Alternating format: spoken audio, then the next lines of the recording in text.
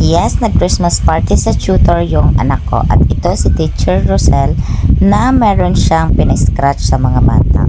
So this is 20 kids na nag-tutor sa tutor ko private tutor sa Punta Santa Ana, Barangay 900. Tapos, napasama dito si Gabriel kasi nag-request si Gabriel sa akin ng tutor kasi sabi niya kailangan niya pag-uwi niya ng bahay. Ako naman guys, gusto ko din naman siyang i-tutor pero sa busy ko kasi minsan sinasabi ko sa kanya madalas na okay sige mamaya kita i-tutor pero at the end of the day tulog na siya, ako na lang ang gumagawa ng assignments niya. So ayan, nakabunot na si Gabriel guys. So ang laman is 50s, 100 and then 20s, ganon ata yung laman yan. 50s, 100 lang ata, basta ganon lang yung laman.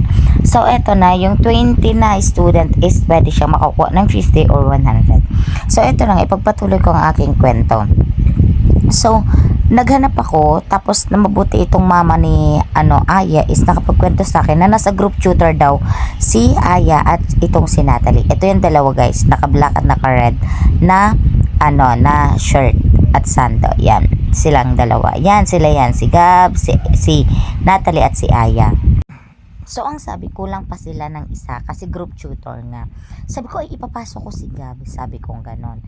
Para medyo mura. Ang namin guys, 15.30 namin is 1.5. So, 3,000 ang 1 month namin. Medyo mura na yun guys. 1 hour and 1 hour and some 5 minutes, mga ganon lang sila. Nagtatagal araw-araw. So, nag-start na nga silang mag-scratch. Ayan. Sabi ko, scratch, ipatong sa lamesa para matulungan sila. Ayan, so si Gab nakuha niya is 100. Si Natalie nakuha niya is 100. And then si Aya nakuha niya is 50. Ayan, 50 kay Aya and then 100 kay Natalie. So tuwang-tuwa ang mga bata. So gagayahin ko tong ganito sa namin, sa family Christmas party. Kasi nakakatuwa pala yung mga bata, tuwang-tuwa. Ayan o, may pakending-kending pa si Natalie. So si Natalie, si Gab-Gab at si Aya ay magkakaklase. Pero, ang edad ni Gabriel is iba dyan sa dalawa. Gabriel is 11, Aya is 9, Natalie is, Aya ata pa 9, si Natalie is 9 na, or pa 10 na, ganon.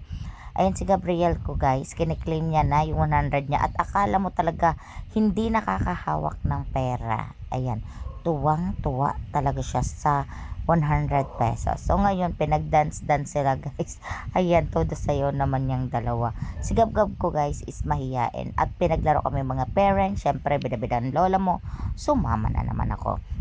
Alam nyo guys, si Gab-Gab ko guys is mahiyain. Pero pag sa tingin niya na kailangan niya ng tutor or sa tingin niya na kailangan niya ng magpupush sa kanya, inaano niya talaga yan. Sinasabi niya sa akin. At masaya ako doon na din siya, na nagpupush din siya sa sarili niya. So, eto na nga. At ang dati niyang average is 83 point something. Ngayon guys, it's naging 86.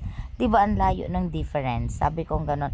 Kaunting tiyaga lang din talaga sa parents na tulad ko na talagang ihahatid sundo talaga siya from school, ihahatid sa tutor, from tutor kukunin tapos uuwi. So alas 4 na siya guys nakakauwi everyday. So ayan, meron sila ngayong party and this is the end na muna ng kanilang tutor.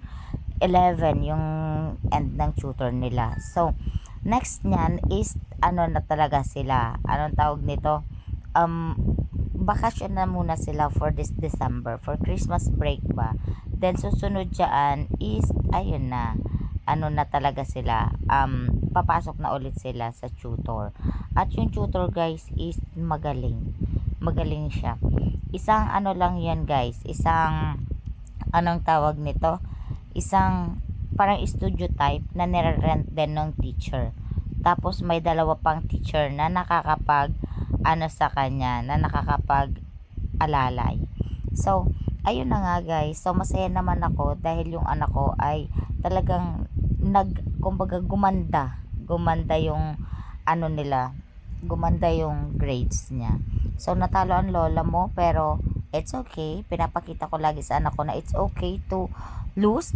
Basta ang mahalaga is ikaw alam mo sa sarili mo na ayan, may ibubuga ka pa at wag ka ding ano tawag dito, be ano lang, player, good ano lang, game. Good game lang, hindi pwede na magwawala kapag natalo ka. So that's all. Thank you sa tutor.